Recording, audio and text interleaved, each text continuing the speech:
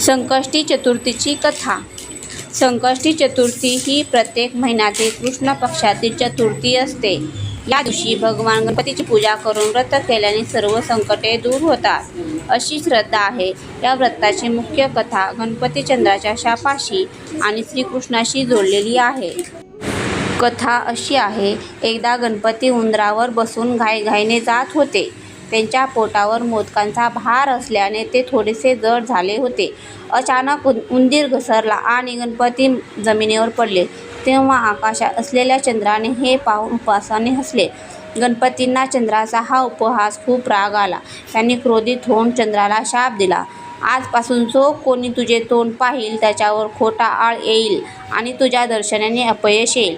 चंद्राला हे ऐकून खूप दुःख झाले. त्याने खूप तपश्चर्या केली आणि सर्व देवतांच्या प्रार्थनेमुळे गणपती प्रसन्न झाले. गणपतींनी शाप मागे घेतला, पण पूर्णपणे नाही. ते म्हणाले, मी शाप पूर्णपणे काढून घेऊ शकत नाही, पण भाद्रपद शुक्ल चतुर्थी गणेश चतुर्थी या दिवशी तुझ्या दर्शनाने खोटा आळ येणार नाही.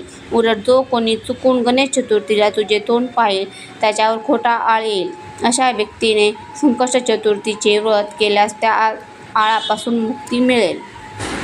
मनीचे रहस्य उघड झाले, खोटा आळ दूर झाला आणि श्रीकृष्णांची कीर्ती पुन्हा वाढली. म्हणूनच संकष्टी चतुर्थीला चंद्रोदयानंतर गणपतीची पूजा करून व्रत केल्याने सर्व संकटे, अडचणी, खोटे आरोप, दोष दूर होतात आणि मनोकामना पूर्ण होतात, अशी श्रद्धा आहे.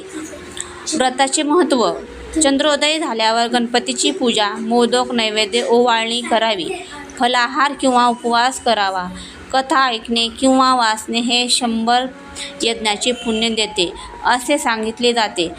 गणपती बाप्पा मोरया, तुझ्या कृपेने सर्व संकटे दूर होवोत. ही कथा आवडल्यास व्हिडिओला लाईक करा आणि चॅनेलला सबस्क्राईब करा. धन्यवाद.